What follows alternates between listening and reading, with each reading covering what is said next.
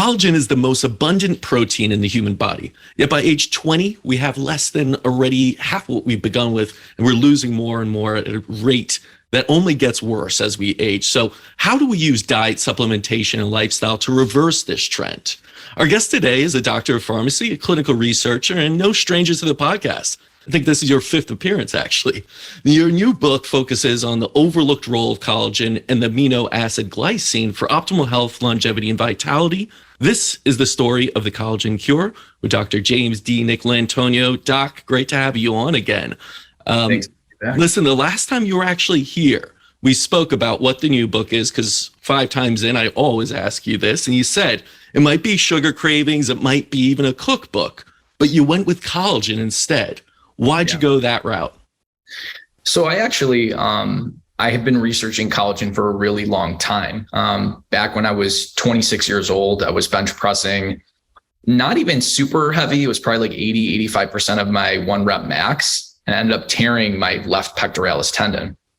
And lo and behold, tendons are mostly collagen, right? So that kind of led me down the rabbit hole of basically trying to support my own collagen health. Like, how do I build myself up from losing basically 90% of my strength in regards to bench pressing?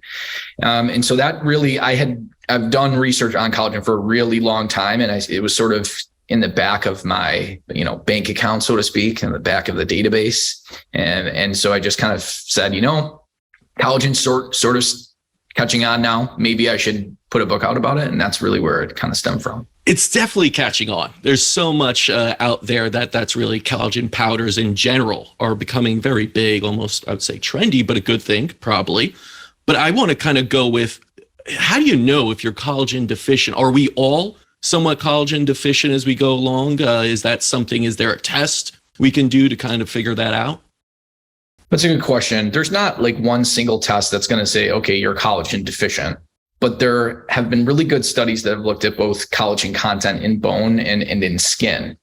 And they're very clear that if you're on a traditional Western diet, that essentially you start to lose about 8% of your collagen every decade, starting at the age of 20. At least that's what the collagen studies in skin have shown. And so by the time you're, 75, you've essentially lost about half of the collagen in your skin.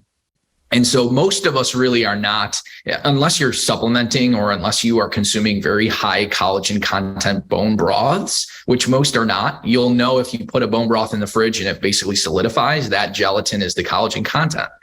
So unless you're doing one of those two things, you're probably, I don't want to say deficient, but you're certainly not having optimal collagen turnover. What is it about the bone broths you get in stores that are missing that? Because they're all like refrigerated. They don't usually have that gelatinous part to it. And most people believe if they're taking a, well-known brand off the shelves that they're getting some collagen, but it doesn't seem like there's much. Right. So essentially you have to use collagenous meats and high collagen bones in order to actually form a lot of collagen in the actual stew or broth itself. So unless you're using things like ham hocks, turkey necks, drumsticks, and a lot of bone marrow, you're really not going to get a lot of collagen in that bone broth.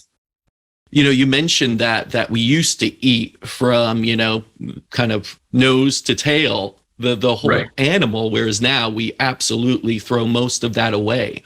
There is this kind of, a resurgence of organ meats and everything else. And you could purchase tendons, ligaments, and things like that. Do you see a really optimal health diet including that more and more? Whereas in the past, that was completely cut out. You could just say grass-fed meat, right? That's all you would do. But now I think you kind of have to, if you're looking at optimal health and diet, include those things. Do you agree? 100% agree for numerous reasons. One, when the main amino acid in collagen is called glycine. And when the glycine formation pathway was first forming, this was about 580 million years ago, its synthesis never increased based on body weight of a mammal. So essentially it started out in small vertebrates and it never really improved over 500 million years. And so essentially glycine is considered a non-essential amino acid because we can synthesize it, but it's really a conditionally essential amino acid. In other words, the amount that we actually form, it's one of the only substances that its synthesis is not actually based on its need. Its synthesis is based on the need for methylated folate. And unfortunately, the need for methylated folate does not supersede or isn't higher than the need for glycine in the body. And so we can get glycine through collagen, and we can also get it through supplementation. So by consuming, and back to the point of why I do think it's important to include collagenous either foods or supplementation, is because we are at a big glycine deficit, and not just a suboptimal intake. But let me give you an example. So studies have shown that if people are on a low protein diet, they don't even synthesize enough glycine to support basic metabolic functions to live. In other words, eventually you are going to essentially those vital functions to live will cease to actually work if you are on a low protein intake. Chronic inflammation also increases our needs for glycine, and any type of gastrointestinal damage, which so many of us are suffering from: IBS, Crohn's, ulcerative colitis, celiac disease, the list goes on and on. So the point is that collagen is a decent source of glycine. It gives about 25 to 30% of it is going to be glycine. And so just supporting that pathway is so important. And because we only synthesize about 3 grams of glycine, and that goes into the formation of vitally important substances like creatine, like glutathione, like heme, which allows us to basically move oxygen, oxygenate our tissues. And so we're barely supporting those metabolic functions with the amount that we synthesize. And the typical American diet will then maybe provide 1 to 3 grams of glycine on top of that. But the problem is there's many things that deplete glycine in the diet. Benzoic acid is one example, it's basically a food preservative. So it's in, most processed foods. The chlorogenic content in your coffee, half of that turns into benzoic acid. That benzoic acid will bind to glycine, and you will eliminate the glycine via hippuric acid. So there's a lot of things now that are depleting our glycine status, like we covered: inflammation, gastrointestinal issues, further increasing our need for collagen intake. So that's really why I do think it's important to get a lot more glycine, and we can kind of talk about how much more and more collagen in the diet. Yeah, one of the things I really appreciated, it didn't just say, increase your collagen intake, this book. It really got to all the other surrounding pieces that worked synergistically. And glycine was, the hero of the story in many ways. But I was also interested that copper was a big one there in that. Yeah. Can you go into that relationship of copper and collagen? Sure. So copper is an essential mineral. We can't synthesize it. We need to consume enough of it in the diet. And we're probably about half the population is literally deficient in copper. And the best test for that is called a leukocyte copper test. It's a white blood cell level test of your copper levels. And that's been associated with like increases in ischemic heart disease and atherosclerosis and things like that. But essentially, copper is an essential cofactor in an enzyme called lysyl oxidase. And lysyl oxidase is what cross-links type 1 collagen. So essentially, there are 3 strands of polypeptides that are wound together to form collagen. And they're interlinked and cross-linked within the actual peptide itself, but also connecting the 3 peptides by a copper-dependent enzyme called lysyl oxidase. So that's what gives type 1 collagen its strength. And that's why type 1 collagen gram for gram is actually stronger than steel. So we know that collagen is the most abundant protein in our body. It makes up 30 to 35% of all of our protein. So copper is helping to strengthen, and most of it is type 1. Probably around 80% of all of that collagen is type 1.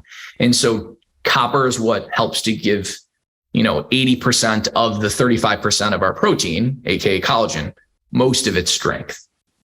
Yeah. And collagen itself is usually associated with anti-aging skin. I think that's where a lot of people focus on. But there are such vital other needs for collagen as well. Can you go into the systems or possibly the diseases that may occur due to a collagen deficiency, just so we set really that importance? Because again, I don't want people being just on the vanity side of it, that I want to get rid of crow's feet. So yeah, collagen can absolutely help that. But what else is there we should really be kind of focusing on that may result out of those collagen deficiencies? Sure. Before I address that, there's one question that I would love to address first, so that would just kind of get it off the table. Yep. So a lot of people believe that taking exogenous collagen is a waste of money because they know that the collagen will get broken down into amino acids, and then your body utilizes those amino acids to form collagen. So I constantly get this question, why do I need to take a collagen supplement? Number one is the collagen peptides, they're not all broken down into amino acids. We actually absorb intact many of those peptides, and those peptides can actually directly get into the site of action, whether it be the skin, whether it be in joints, and they themselves can stimulate our own collagen synthesis. In other words, if you want to increase your collagen synthesis, you take collagen peptides. Okay, so that's one. Mm-hmm. The second important factor is collagen is high in amino acids that we do not get in a high amount in the diet. So the main building blocks of collagen are glycine, proline, and hydroxyproline. Those three amino acids are lacking in the diet, and they make up about 50% of our collagen content. So by taking a collagen supplement, you are also giving yourself the building blocks that are literally needed to form collagen. So that is an important, basically, piece of information to understand. And I think now we can move forward and talk about, the benefits of collagen supplements and why they actually have benefits based on those two mechanisms of action. Yeah. When it comes to, let's say, health, one of the biggest issues that Americans are suffering with is obesity, and that directly contributes to osteoarthritis and basically pain in joints. And so collagen supplements have been shown in people with osteoarthritis, or in general, just general joint pain, to improve joint pain, to increase the stimulation of collagen synthesis really at the site of action in the joints themselves as well. So that's probably the group that would most likely derive a large amount of benefits. But aging is hallmarked by a lack of collagen because our organs are high in collagen. So your organs will literally start getting smaller and less strong. Scurvy, bleeding gums, is literally a deficiency of collagen. So your gum health is important when it comes to collagen. Bones. Not a lot of people think about bone health because we think that being down the line and when we're older, but half of your bone is protein, and something around like 80% of all of that protein is literally collagen. So your collagen is determining like 40% of literally the entire makeup of your bone. And so it's really a mesh of collagen combined with minerals. So bone strength and bone health, right? And the bone marrow is where we produce all of like our immune system and blood cells and things like that. So it'll affect that as well. And simply by being a supplier of glycine, we can go through all the health benefits of glycine, but essentially glycine was tested or started to be tested by clinicians in patients back in the early 1900s. Patients with certain forms of muscular dystrophy had dramatic benefits with glycine. So glycine helps with skeletal muscle health. And then later on, clinicians started using it in psychosis in schizophrenic patients, even upwards of 60 to 80 grams of glycine for 1 to 2 years. We have clinical studies showing safety and efficacy. And so collagen obviously provides glycine. Glycine's a really interesting one in that it also impacts the brain, correct? I mean, you just said the psychiatric sides, but even more so on brain health in general. Yeah, it's called an inhibitory neurotransmitter. So it's not just an amino acid, and it's not just the main amino acid forming collagen. It's literally a neurotransmitter as well in the brain, an inhibitory neurotransmitter. So it helps with calmness. It helps to decrease core body temperature so we can sleep better. It even improves the absorption of certain minerals like sodium and water. So it's good for hydration as well. Awesome. And from food sources, let's not go into supplementation just yet of that, but from food sources, what are we looking at that give you the highest amounts of glycine? Essentially, any food that's going to give you collagen is going to give you the highest amounts of glycine. So that would be sort of like what we covered before in the bone broth formation of collagen, collagenous meats. That would be bone marrow, turkey necks, drumsticks, salmon skin, things like that. Now, getting into the supplementation, because obviously we're not getting enough just from diet, as you mentioned, but looking at the supplement market right now, a lot of these collagen powders I've heard use bleach to extract collagen from the bovine hide. Is that a safe way to go about going? Are there less toxic methods to extract high quality collagen? So it depends on what type of collagen you're looking for. So most, let's say type 1 collagens they use bovine hide.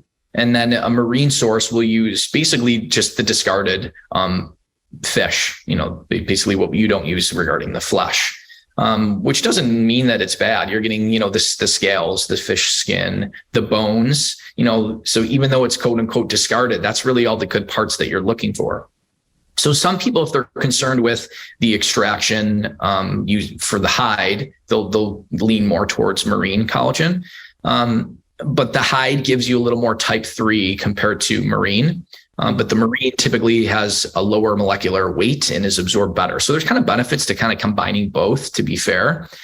You can get sort of collagens that are grass-fed, that don't use pesticides, herbicides, that will give you an actual third-party test for heavy metals as well. So just if you're concerned about the sourcing or the contamination, you can just ask for what's called a certificate of analysis, and quality companies will provide that.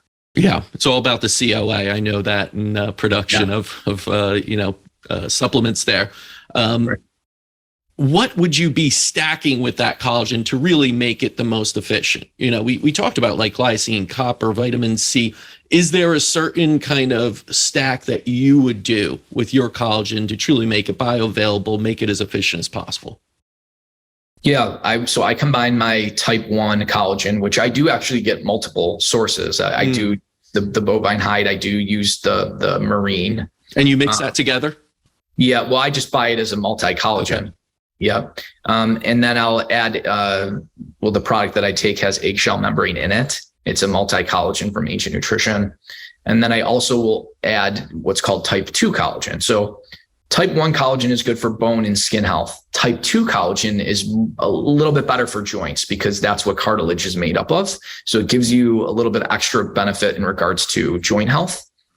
So I'll add about 1 to 2 grams of type 2 collagen, 500 milligrams of eggshell membrane, about 90 milligrams of vitamin C, and then 10 grams of type 1 hydrolyzed collagen. And the timing of this is important. Right. You don't want to just take collagen when you're being sedentary. You want to have some type of stimulus that's going to send those collagen peptides to the skin, to the joints. And what will do that is increase in blood flow. So if you take it prior to or after an exercise, that's going to help sort of drive those collagen peptides to the site of action better. What about during an infrared sauna? Because one of the sections of the book talks about infrared light and collagen synthesis. Yeah, if you're out walking in the sun, that's going to help stimulate that increased blood flow and actual infrareds to help stimulate collagen synthesis itself. So that is also a good time as well. Outside, if you're sprinting up a hill or something like that, you take it before or after. That's a perfect time to take it.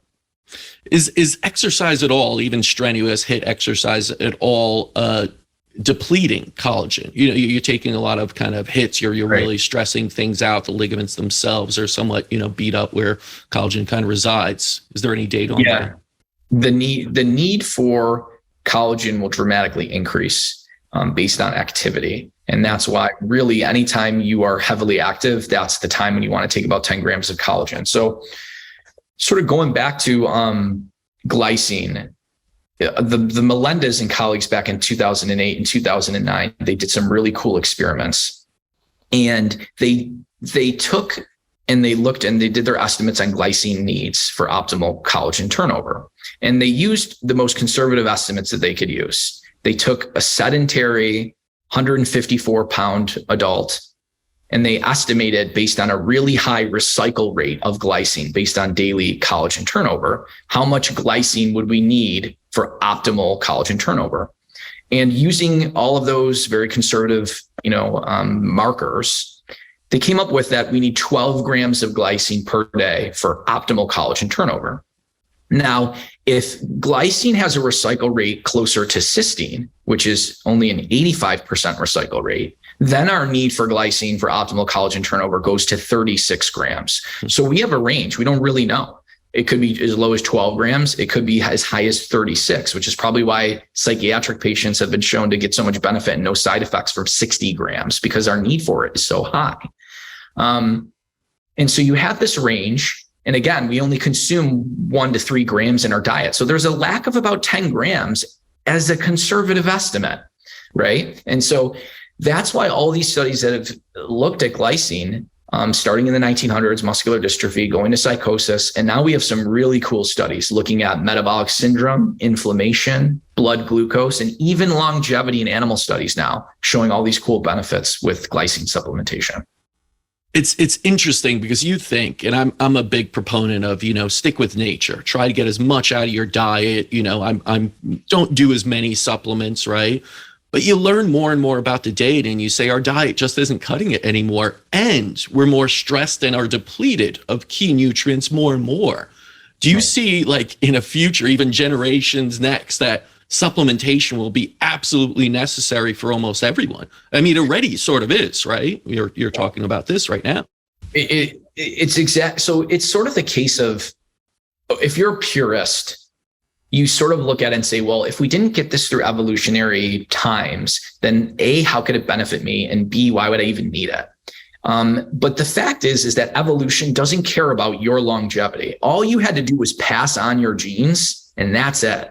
So it doesn't, basically, consuming a diet from an evolutionary perspective doesn't mean that it gives you every single nutrient or even non-essential nutrient that could potentially have benefits. So that's kind of like, I've even had this mindset shift too. Like, basically, I was kind of skeptical of numerous different supplements, but as you research, you can find that there are certain links in our own metabolism. There's this breakdown in our glycine synthesis. And so this is one that I think most people would benefit from supplementing.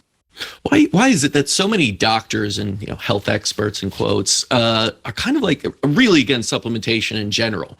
There are so many articles out there. You don't need it. Multivitamins are bullshit. Like this, like, don't take that stuff. And even doctors, when you go to them, they'll ask you what you're on and say, don't do that. Just take these pills. There might be interactions with it.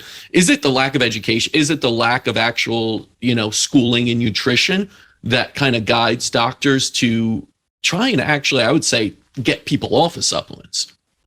Right. I think so. One, it's that some supplements make more sense than others. Number two, it's definitely a lack of certain knowledge. Not many people have spent years researching each supplement to understand what's an optimal intake, which takes a ton of time to do. Three, a lot of people believe that if it comes out in the urine, it has no effect in the body, but that's simply not true. In order for a substance to reach your urine is just filtered blood. In other words, you had to have absorbed that.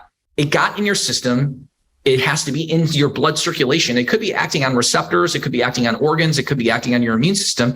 And then you excrete it out the urine. So when we take vitamin C, yes, it comes out in the urine, but so does water. So does salt. That doesn't mean that none of these things have any benefits. But I'm telling you, that's one of the biggest misconceptions of why a lot of people think you don't need to take a multivitamin. You're just paying for expensive pee. Well, you are, but there are effects that happen before you eliminate it out in the urine. Couldn't you say the same about most drugs in general that you're taking, like expensive, pharmaceutical drugs? They're literally found in our tap water now because so many people are peeing them out. So it's no different. So you can't really knock a supplement and then say, go on this drug. Everything we ingest, we take in some, but we also excrete some. So it's not exactly wasteful if it's an even playing field on everything you ingest. Exactly. Yeah, that alone is something I feel like a lot of people don't understand and will point to that of why you shouldn't take supplements. But all the data here that you're showing, it's absolutely necessary, especially when it comes to collagen. Now, looking at it from the perspective of skin, which most people see and are very visual beings, what do you feel about topical collagen creams and things like that? So Basically, if you're looking for something topically, there's a lot of evidence for vitamin A, retinol, topically, but of course, ingesting too vitamin A is important. Would a topical collagen supplement work? I don't really think so. You build collagen from the inside out regarding an actual exogenous source of collagen, whether it be topical, whether it be ingestion. So the studies are very clear, and there are many studies looking at taking a collagen supplement orally, improving and reducing wrinkles, improving the suppleness of the skin, reducing aging, the looks just of aging, crow's feet. All these things have been shown to be improved by taking collagen supplementation. Yeah, I've always truly believed that beauty starts from the inside out. It's not what you put on the skin. You almost want to reduce that maybe sometimes. A lot of times there's so many chemicals in these cosmetics and everything else, and you want to focus on what's going into your body. With that said, though, photobiomodulation, like infrared light, red light itself, especially laser, LEDs that can penetrate a little bit deeper than just something topically, that has been shown, right, to actually increase collagen production in the area. 100%. And you're correct too. The fact that low level laser therapy, which is much more concentrated, you can use a lot more light in a given specific site, and you can hit numerous 40 different lights at once, and you go to the next area. But yeah, absolutely, infrared and red light both stimulate your body's own synthesis of collagen. So for those out there that are saying like, yes, I want to increase my collagen production mainly for those anti-aging pieces, and I'd rather do that than Botox, let's say, or something like that, what would be that whole stack right there? It would be absolutely ingesting collagen, right? It would be some photobiomodulate laser. What else would you be looking to do? The other thing you want to do too is you want to make sure your vitamin C intake is optimized, because vitamin C stimulates the messenger RNA in our own cells that make collagen. So our fibroblasts for skin, our cartilage cells, our bone cells, which are called osteoblasts. Vitamin C stimulates the messenger RNA in those cells to synthesize collagen. So you also want to make sure you're getting good amounts of copper, which really means like liver, because that also gives you vitamin A, which is important for collagen synthesis as well. So like half an ounce of liver a day, or a few ounces a week is more than enough to sort of keep your copper and your vitamin A, and it does have vitamin C in it too, more optimized. But obviously citrus is where you get your lots of that. Even what red peppers and things like that have high levels. Yeah. But as far as liver goes, so many people really dislike eating liver. How do you feel about liver pills in general? Because I've heard from some that, it's a lower quality usually than a fresh liver, let's say, that you're going to eat. But would you advise supplementing if you're truly against liver? I say mix it into other meat and you won't taste it, but I think exactly. I would prefer to see people figure out a way to consume fresh liver. And most people, if you just do an organ blend, you just consume it with like 75% muscle meat, then usually it's much more tolerable, or you figure out the spices, you season it well, and you really won't taste it that bad. Do liver capsules work? That's the question. Yep. Now, we don't really I don't think there's any clinical studies saying that the current liver capsules that are out have any type of effect. We just don't have the data. I think there have been old studies. I do recall one study back in like the 1950s that was trying to tease out nutrient deficiencies, and they supplemented people with liver capsules. And I think you do get some of the nutrients, but you do get more side effects. A lot of people get migraines and headaches from taking those capsules. I myself have taken them and I got them the worst migraine. I don't ever get those. So I think when you dehydrate a liver and it's already such a concentrated organ, and you concentrate even more into this little powder, it's not the same thing anymore, right? It's completely different. And so it just comes down to a tolerability perspective from both the sense of the supplement, but also, do you tolerate eating fresh liver? But always you want to try to do fresh cooked liver before anything else. Yeah. Hey, listen, if the Liver King could do it and eat those raw livers all the time, although we know that wasn't all natural him now, but, I think most people could find a way to add a little bit into their diets and mix it in. I'm totally on board with you also with that idea. Like when people ask, can I take, sure, you could take capsules and things like that, but why not? And especially with something like liver, it's just so dense. It is, such a superfood. Well, the thing is too, is so you need, let's say, you don't need a lot of it. Like even 5 grams a day would be tremendous compared to what most people are getting. You can literally cut up cooked liver and put it in a capsule. There's your liver capsule. You know what I mean? Yeah, totally. And it doesn't really matter about source either, right? As long as the quality of the meat, you could say, in a sense, isn't adulterated, it's, from a better butcher shop or something. But whether it's chicken, bison, beef, it's all very nutrient dense, correct? Yeah, we always strive for our, pastured, 100% grass-fed, finished animal sourcing of liver. But yeah, beef liver is going to have more copper than chicken liver. But if you're not consuming anything, eating chicken livers is better than nothing. Yeah. Moving on to another one that I just wanted to ask you about, because I've heard about this, but collagen injections, meaning actually injecting collagen into certain joints and things like that. Is there any benefit to that? Is there any data on that? It's very new. Yeah. Most of the research is on injecting actually high hyaluronic acid into the joints. We do have some decent studies on that, and also using high hyaluronic acid for skin. And that's actually an additional supplement where there's some good data that 200 milligrams of high hyaluronic acid per day does improve skin health and collagen health as well. But whether injecting collagen, I think that's pretty new. I haven't seen any good studies on that. And if you're ingesting collagen, you're taking the supplements or anything, are there any contraindications or an amount you should not go over where it makes no sense? Okay, so that's a good question. So the only, let's say, potential downside to higher doses of collagen, and that when I say that's really around 20 grams of collagen or more, is that there will be a significant increase in what's called urinary oxalate. Okay. And everyone gets freaked out. Anytime anything increases oxalate in the body, people will just instantly demonize it. But you can't just look at urinary oxalate. Is it doing something else in the urine that would prevent oxalate crystals from forming? And it turns out that glycine increases citrate in the urine as well. And so when they give glycine to animals, it prevents urinary calcium oxalate crystals from forming, even though there's an increase in urinary oxalate.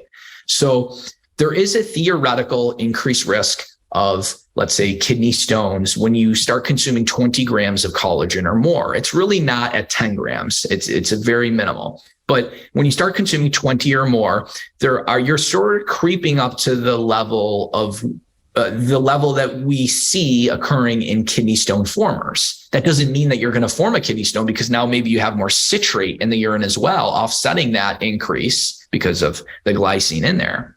But that's something that people do need to be aware of. If you're going to start consuming 20 grams or more, and you are a calcium oxalate former already, be wary. Mm-hmm. Now, we talked about the foods that you can use, such as the bone broth, anything that's gelatinous, to increase collagen. But what about things that deplete? Are there diets, low protein diet, let's say, that are going to put you in a depleted state of collagen? So coffee is something that will deplete glycine, because the chlorogenic acid in coffee, half of that forms the benzoic acid. And then benzoic acid combines with glycine to form hippuric acid. And then you excrete the glycine as hippuric acid. So for every 7-ounce cup of coffee, you are excreting 100 milligrams of glycine just from the benzoic acid pathway. Now we know that also, coffee is great, but coffee does reduce the absorption of almost everything. Almost every mineral or vitamin does get somewhat lowered when you consume coffee. Coffee is great, but you just got to offset some of these, nutrients that are being excreted or absorbed less because of the coffee. We talked about the benzoic acid that are in processed foods, certain processed lemonades and iced teas and things like that, that will increase the loss of glycine. Certain mayonnaises as well will contain that. Certain foods too, cinnamon, but most people aren't using enough for it to really matter, that will form benzoic acid. But really it's the inflammation, it's the activity level that starts really increasing your need for glycine, because there's twofold. Your need for glutathione grows up dramatically when you have higher amounts of inflammation, because glutathione is the master antioxidant. And Glycine is a rate-limiting amino acid in the formation of glutathione. So cysteine is the first one, but if cysteine levels are good, then it comes down to glycine as a rate-limiting amino acid in its formation. And then also, inflammatory proteins like C-reactive protein are actually literally built out of glycine. So when you start producing more inflammatory proteins, your need for glycine increases. And then just an increase in body mass, an increase in activity level, an increase in, let's say, sun exposure will all increase your need for collagen. Let's go back to coffee really quick, because I know a lot of people take their morning coffee with a collagen mixer or creamer even sometimes, right? They make those. Is that actually a smart idea? Because from what you're saying, it's, coffee already is depleting and yeah, you're putting it in, but is that the smart idea? Would you supplement separately before, after, again, maybe while you're going to the gym or something like that to make up for it? What do you then recommend for coffee drinkers? So it's kind of actually good news for coffee drinkers in this aspect. So if you are a high coffee drinker, it's really the amount that you're consuming that's the problem, not really the timing per se. So if you're consuming, let's say, 4 cups or more, you're starting to deplete a good amount of your glycine. If you're 1 to 2 cups, 100, 200 milligrams of glycine might not be that big of a deal. Mm-hmm. But if your diet's already low, that deficit could actually be a big deal. Comes down to, are you consuming your coffee close to time of exercise? Because if you're not, then you're sort of wasting some of that collagen that could have really been, driven into the skin, driven into the joints better through the increased blood flow from the exercise. Now, here's the biggest question I get. Is the heat of the coffee going to destroy the collagen? It better be really, really, really hot, because collagen doesn't start degrading until you hit a temperature of 302 degrees Fahrenheit, and nobody's consuming 302 degrees Fahrenheit. I hope not. No. No, that's really good to know, because I do find people are a little bit confused by that, especially when they have these kind of collagen products that they kind of just dump into things here and there, it seems like, and not really knowing if that's the best way. So it kind of doesn't make as much sense to put collagen within your coffee if you're just going to be sitting around afterwards, and you're only consuming 1 or 2 cups, let's say, and you're at your desk and you just do that. You'd rather wait till a pre-workout or pre-going outside activity of something, take the collagen then with water, whatever else. Right. And the reason is because you can't think of collagen protein like whey protein or, casein or whatever, because skeletal muscle has good blood flow. The collagen in your body does not have good blood flow. Tendons, ligaments, these things don't have good blood flow. So you want to utilize something that's going to increase the blood flow to the tendons and ligaments to derive the collagen to that area, as well as skin. Skin doesn't have that great of blood flow either. So until you start exercising, then you start really driving blood flow to the skin to dump heat. So that's really why collagen is fairly expensive, so might as well optimize the timing of it. And so try to take it probably ideally an hour before exercise, because it's in your system and then the blood is going to just push it right to where it needs to go. But post exercise is okay too. It's certainly better than just taking it where you have a 2-3 hour gap where you're not exercising. So let me throw a hypothetical, and I've had some questions about this, like a pre and post out workout kind of routine of sorts. And so if you did it an hour before, let's say you split your collagen in half, you took half of what your daily need is in powder and supplement before you went to the gym, and afterwards, part of your routine, let's say, is to go into the infrared sauna afterwards. And you took the rest at that point while you're sitting in the sauna for a period of time. Would that be beneficial then? 100%. That's a great way. Now, the other side of that is what about cold therapy? Let's say taking a plunge post-workout and doing it that way. Is that also beneficial? Because there's kind of mixed consensus on, a true post-workout and jumping in and taking nutrients where blood flow gets, sent to the organs and not to the tissue. Right. I don't know. I'd have to see studies on exactly how long you're sitting in the cold, because it's going to depend, and how cold the water actually is and how hot you are before you get in. Because there are some studies where if you shock the body with super, super cold water, you're sort of vasoconstricting, right? The AVAs, the arteriovenous anastomoses, and maybe you're actually heating up the internal organs a little bit for like a short period of time. Of course, you're going to drop, you're going to go hypothermic eventually, right? Yeah. Your body just doesn't shut off all the cold that's coming in. So I'd have to, personally, I don't think you would want to, because you're going to shut down the blood circulation, the blood flow from the heat. It would be better to go into like a hot bath. Yeah. If you want to drive more collagen into the skin and things like that, to be fair. Yeah. And then the other thing that you had asked about, what depletes glycine or what increases our need of glycine, it's going to be a high animal protein diet, because high animal protein is high in methionine. And for every gram of methionine that you consume, you really want to have close to a gram of glycine, because methionine increases glycine need. And so we used to think that calorie restriction benefit comes from methionine restriction. And indeed it does. But we found out that restricting methionine and protein doesn't lead to longevity in humans. It actually has the opposite effect. So how do you offset that? Well, we find out then we don't do methionine restriction in animal studies, but we give them glycine, and you get a huge up to 30 to 40% increase in longevity when you do that. And so the best way to offset, let's say, a high animal based diet and the harms of the high methionine is to supplement with glycine. Mm. So we know that we have to supplement with glycine. Collagen is necessary. We have to eat more animal meats in general. But what about other biohacks that are out there that we could introduce? People always love. We talked about the infrared stuff. There's red light therapy, other types of photobiomodulation. Everyone has their Juve or whatever up, and is sitting in front of it now. What are other hacks people could implement to help themselves with collagen? Yeah, two other hacks would be microneedling, which everyone's into, to increase the stimulation. That's what's happening is as you microneedle, the body then stimulates the synthesis of collagen. And so that's why there's benefits afterward.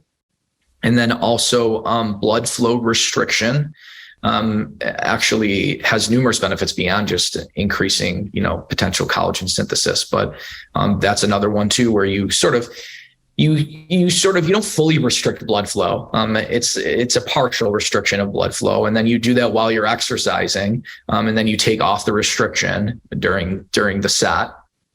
And you get better gains with a lower amount of weight. And you're also going to get better collagen gains as well doing that.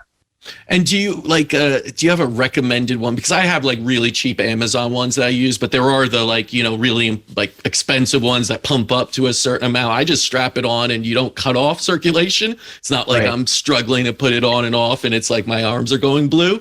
But yeah it's $10, whatever, just a strap that goes around there. Right. Is that good enough, or do you recommend going for the true kind of BFR upgraded ones? Yeah, I have a Katsu. So the Katsu, that's the one. Yeah, that's the most reliable brand in my opinion. And they come with two arms, two legs. You typically don't ever want to do two arms and two legs at the same time, constricting. You know what I mean? You usually do either both arms or just one arm or both legs. You don't really want to do all four limbs. What's interesting too is there's applications outside of just collagen synthesis and athletic performance. There's really cool, it's called ischemic preconditioning. Like you have a heart attack, but you're still alive. And what they do is they've done many studies on this, where they will constrict the arm, or they will basically constrict some blood flow to the leg, like a tourniquet style. And they do that for 3 to 5 minutes, and then they let it go. They release it for a couple of minutes, and they do that 3 to 5 times.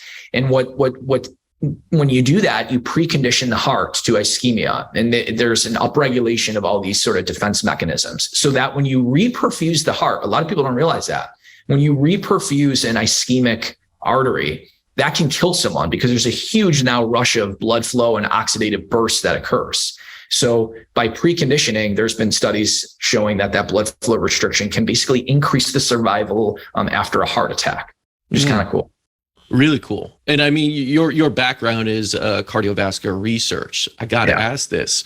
Any thoughts on, what's going on with athletes with cardiac arrest? Let's say Damar Hamlin, right?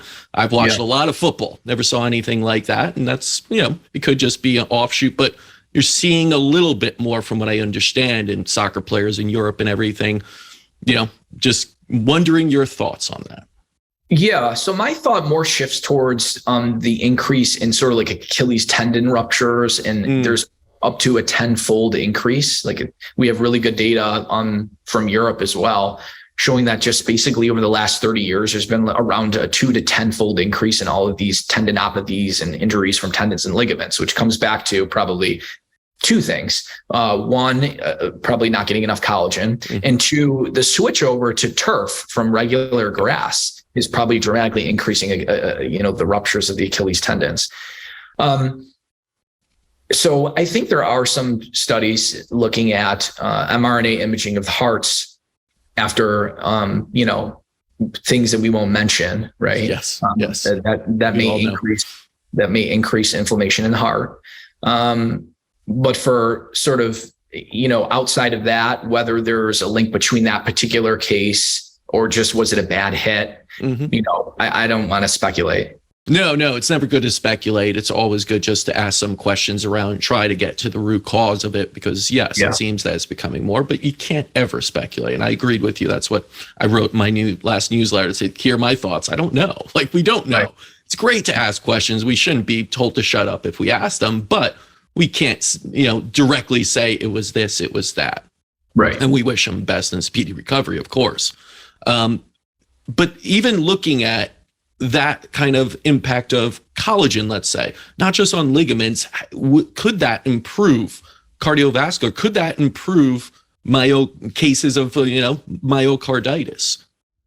Well, here's what's interesting. So we know that the lining of the stomach and the lining of the heart are made up of collagen.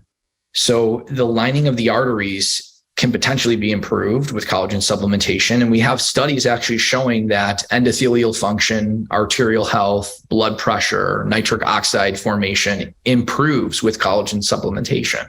So there's probably something to do with the improvement in the endothelium, which is the single-celled layer lining, our organs, our arteries, our intestines, through that mechanism. So I do think that collagen has a potential to transition also to benefits to the cardiovascular system. Are there any other supplements you'd say for anyone fearing something of inflammation, myocarditis, anything of the cardiac nature along with collagen that you'd say, look into this? Yeah. Well, we talked about glycine and glutathione, which is anti-inflammatory. Vitamin C is really important. This was really interesting. So I think it was back in World War II, there was a certain group of pacifists that refused to go. And in order for them to get out of going to war, they had to agree to be in this 2-year metabolic study of vitamin C deficiency. So these people were forced to say, okay, we're not going to fight, but we'll let you basically, deplete us of vitamin C. Well, some of the early signs was essentially coronary thrombosis from vitamin C deficiency. In other words, and I cover this in the book, there's this vitamin C collagen theory of heart disease, that if you're not getting enough vitamin C, you're leading to a collagen deficiency in the heart itself. And you actually can see bleeds in the heart. And that's what you actually, if you look on coronary autopsy, what ends up happening is the capillary actually bleeds. It starts bleeding, and then the clot comes from the bleed. So there are certain researchers back at even, in the 1950s, going far as back as that believed that heart disease was primarily driven by basically poor capillary health, which essentially comes down to vitamin C, copper, collagen. So we do have a whole chapter on that, which is a pretty interesting story in the book. Yeah, I mean, the book is actually, it's not your largest by far, but it's concise and it really gets the data down, even going back to kind of the creation of all kind of things where it all started, and that those theories behind that and collagen glycine being a part of it. So it's an amazing book to read, and it is quick to go through. I knocked it out in a couple of days and really enjoyed it. So congrats on that. And I got to ask, what's in store for your 9th? Because this was your 8th book, right? Yes. Yeah. All right. Tell me what now 9th, and I won't keep you hold you to it, because I ask you this every time. Yeah. Don't hold me to it. But there are things in the works for a cookbook, based on my own Dr. James meals. And that they're probably what makes the most sense would be like a book on vitamins, because I've done minerals. Vitamins are just a little bit less well studied, and it's actually harder of a beast to do, which minerals was just a ridiculous beast in itself. But as you said, the books have become smaller because a lot of people, they want, like you said, more concise. Let's make it a more easy read. And that's what I'm trying to do moving forward with my books versus being like a biochemistry textbook. Yeah.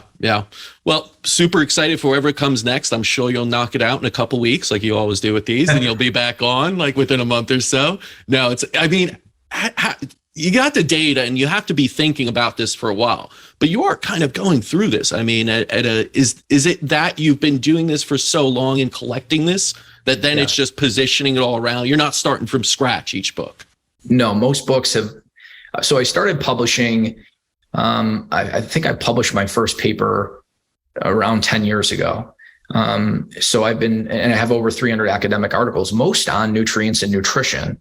But I started out in pharmaceuticals, in medicine, and there was some drive from above to stop publishing on medications. Oh, really? Yeah. And so then that shifted me towards, and I'm happy for it. I'm happy that we're all happy for that. Yeah. Well, Dr. D. thank you so much for coming on your fifth time. Again, looking forward to the next book. But for now, the Collagen Cure, Collagen Fix, sorry, amazing book here. So as always, it's great to get to the latest research into health and nutrition from Dr. D. who scours the hard data so we don't have to. Check out this new book, The Collagen Cure, now selling on Amazon, and follow his account, Dr. James D. Nick, on Instagram. Always love your tweets on there, Doc. Until next time, continue writing your own healing story.